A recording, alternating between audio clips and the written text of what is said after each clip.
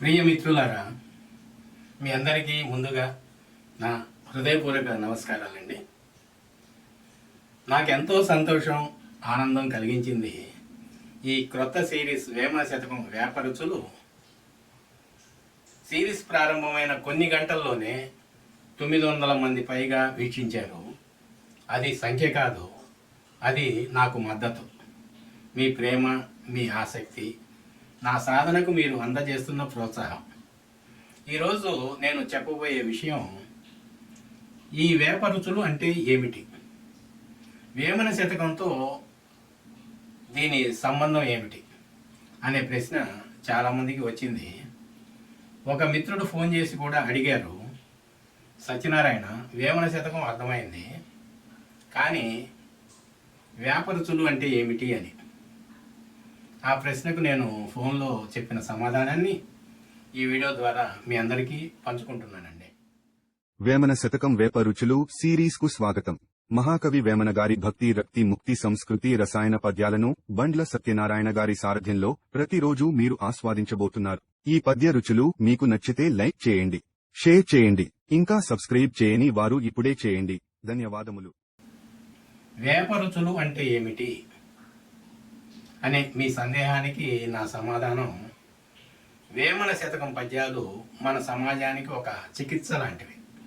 అవి కాస్త చేదుగా అనిపిస్తాయి కానీ చివరికి మనస్సును శాంతింపజేస్తాయి, సమాధానపరుస్తాయి. మహాకవి వేమన గారి మాటలు వేప ఆకుల్లా ఉంటాయి. అవి మొదట చేదుగా అనిపించినా ఆ చేదులోనే జీవన మాధుర్యం దాగి ఉంటుంది. అందుకే నేను ఈ సిరీస్కు పేరు పెట్టాను వేమన శతకం వేపరుచులు అని. వేమన అనే పేరులోని వే అక్షరము, పద్యం అనే పదంలోని పా అక్షరం, ఈ రెండు కలిస్తే వేప.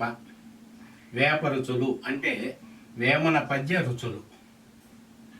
ఇది కేవలం పేరు కాదండి, ఒక తత్వం. ప్రతి వేమన పద్యం ఒక రుచి, ఒక బోధ, ఒక రసయానం. వేమన గారు మనిషి స్వభావాన్ని వివిధ కోణాల్లో దర్శింపజేస్తున్నారు, విశ్లేషిస్తున్నారు, పరీక్షిస్తున్నారు. ఒక పద్యంలో ధర్మం, మరొక దానిలో భక్తి, ఇంకొక దానిలో నైతికతను వెల్లడిస్తున్నారు. ప్రతి పద్యం ఒక రుచి, ప్రతి రుచి ఒక పాఠం. సాధన రసయానం, సాధకుల జీవితం. మరొక మిత్రుడు ఫోన్లో అడిగారు, వేమన పద్యాల్లో సాధనకు సంబంధం ఏమిటి అని. అందుకు మన సమాధానం, సాధనమున బనులు సమకూరు ధరలోన అను వేమన మాటలతో కూడా చెప్పవచ్చు. ఏ శ్రేయస్సు అయినా, ఏ విజయమైనా సాధన లేకుండా సాధ్యం కాదు అని. వేమన గారి ప్రతి పద్యంలో ఒక సాధన దాగి ఉన్నది. మనసును మెరుగుపరిచే సాధన, ఆచరణలోకి తీసుకువెళ్ళే సాధన. ఇదే సాధన రసాయనాన్ని మనం చరిత్రలో మహానుభావుల జీవితాల్లో చూస్తాం. ఉదాహరణకు మన మాజీ రాష్ట్రపతి, విఖ్యాత శాస్త్రవేత్త అబ్దుల్ కలాం గారు సాధారణ విద్యార్థిగా మొదలై నిరంతర సాధనతో భారతరత్నం అయ్యారు. అది కేవలం విజ్ఞాన సాధన కాదు, ఆత్మ నియంత్రణ, క్రమశిక్షణ, వినయం. అదే వేమన గారి సూత్రం. సాధన చేస్తే అసాధ్యం అన్నది కూడా సుసాధ్యం అవుతుంది అని. ఈ సందర్భంలో మనకు, మన సమాజానికి ఎంతో గౌరవం కలిగిస్తున్న సాధన రసాయనాన్ని జీవించిన నా ఇద్దరు బాల్య మిత్రుల గురించి మీతో ప్రస్తావించాలని అనుకుంటున్నాను. ఈ ఇరువురి జీవితం వేమన పద్యాల సారాంశానికి సజీవ ఉదాహరణలు. ఈ ఇరువురిలో ఒకరు శ్రీ సయ్యద్ నజీర్ అహ్మద్ గారు, మరొకరు శ్రీ వేదాంతం సీతారాం అవధాని గారు. శ్రీ సయ్యద్ నజీర్ అహ్మద్ నసరావుపేట శ్రీ సుబ్బనారాయణ కళాశాలలో బీకాం పూర్తి చేసి తర్వాత ఎంకాం చేశారు. ఆ తర్వాత న్యాయశాస్త్రంలో లా డిగ్రీ, ఆ క్రమంలో మరెన్నో డిగ్రీలను ఆయన సంపాదించారు. గుంటూరు ప్రభుత్వ ట్రెజరీ శాఖలో ఉద్యోగం వచ్చినా ఆయనకు ట్రెజరీ కార్యాలయ కాగితాల రాతల కంటే చరిత్ర రాతలే పట్ల మక్కువ ఎక్కువని తెలుసుకున్నారు. ఆ ఉద్యోగాన్ని వదిలారు, మరి కొన్ని వృత్తులు వదిలారు. గత 30 సంవత్సరాలుగా భారత స్వాతంత్ర సంగ్రామంలో ముస్లింల పాత్ర అనే ఏకైక చారిత్రక అంశాన్ని తీసుకొని నిరంతర పరిశోధన చేస్తున్నారు. ఆ అన్వేషణ, పరిశోధన, విశ్లేషణ కారణంగా 25 పరిశోధనాత్మక చరిత్ర గ్రంథాలను రచించారు. ఇంకా రాస్తూనే ఉన్నారు. ఈ విజయం ఒక నిత్య సాధకునికి అనునిత్య జీవిత సాధనకు అత్యున్నత ఉదాహరణ. ఇది కేవలం రచన కాదు, మన భారతదేశ చరిత్రలో ఒక మౌన విప్లవం. మిత్రుడు శ్రీ నజీర్ అహ్మద్ రాసిన పలు గ్రంథాలు ఇప్పటి వరకు 6 భాషల్లో కూడా అనువదించబడి వెలువడడం మరో విశేషం. ఆ కారణంగా ఆయన చరిత్ర గ్రంథాలు ప్రాంతీయ, జాతీయ సరిహద్దులు దాటి అంతర్జాతీయ స్థాయిలో ప్రాముఖ్యతలు సంపాదించుకొని గుర్తింపును పొందుతున్నాయి. ఈ విజయం వెనుక అవిశ్రాంత కృషి, పట్టుదల, నిరంతర సాధన ప్రధాన సాధనాలు. ఈ నిరంతర సాధన మనకు నేర్పేది ఏమిటి అంటే, సేవా దృక్పథం గల మనసు అనే నిరంతర సాధన ఉంటే సమయం తెలియదు. జీవితం సేవలతోనే, సాధనలతోనే దారిన పడుతుంది. నిజమైన సాధన ఎప్పుడూ నిశ్శబ్దంగానే ప్రపంచాన్ని జయిస్తుంది, వర్తమానాన్ని ప్రగతి దిశగా మారుస్తుంది, నడిపిస్తుంది.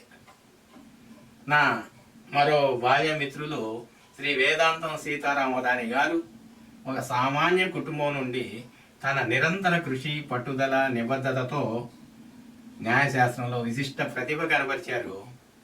ఆంధ్ర విశ్వవిద్యాలయం నుండి బంగారు పథకాలు సాధించి 2 సంవత్సరాల పాటు నసరావుపేటలో న్యాయవాదిగా ప్రాక్టీస్ చేశారు.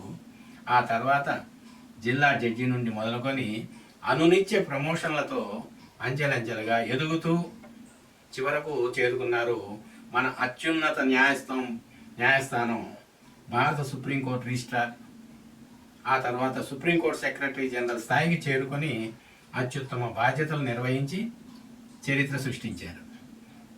సుప్రీంకోర్టు లా జర్నల్కు సంపాదకులుగా కూడా సేవలందించారు. ఈ క్రమంలో జాతీయ స్థాయి సరిహద్దులు దాటి అంతర్జాతీయంగా కూడా ఖ్యాతి గడించిన అవధాని పలు దేశాలలో సాగిన విదేశీ న్యాయ సదస్సుల్లో భారత న్యాయ వ్యవస్థకు ప్రతినిధిగా పాల్గొన్నారు. ఈనాటికి ఆయన న్యాయవాద సేవల్లో నిమగ్నమై ఉన్నారు. ఒక చిన్న పట్టణమైన నసరావుపేట నుండి భారత సుప్రీంకోర్టు వరకు చేసిన ఈ ప్రయాణం సాధన ద్వారా సాధ్యమైంది. నా మిత్రుల ఈ విజయాలు కేవలం వ్యక్తిగత విజయాలు కాదు, నిరంతర అవిశ్రాంత శ్రమ, సాధనకు లభించిన అత్యుత్తమ ఫలితం. వేమన పద్యాలలోని వేమన గారి మాటలు, సూక్తులు, సూత్రాలు కష్టాలతో శ్రమించిన సాధనలను కాంతిగా మారుస్తాయి. ఈ ఇద్దరు మిత్రులు చూపించారు, సాధన అంటే కష్టం కాదు, కష్టాన్ని తీపి ఫలితంగా మార్చటం అని. వేమన గారు కూడా అదే చెప్పారు. తినగా తినగా వేము తీయగా నుండు, సాధనమున వనులు సమకూరు ధరలోన. వేప రుచి మొదట చేదు, కానీ చివరికి ఆరోగ్యము. అదే సాధన రుచి, మొదట కష్టం, చివరికి కాంతి. ప్రియ మిత్రులారా, ఈ వేమన శతకం వేప రుచులు సిరీస్లో నేను మీతో పంచుకుంటున్నది కేవలం వేమన పద్యాలు కాదు, జీవన మార్గం, సాధన తత్వం, ఆచరణ రసాయనాలు. ప్రతి మనిషిలోనూ ఒక వేమన పద్యం రుచి దాగి ఉంటుంది.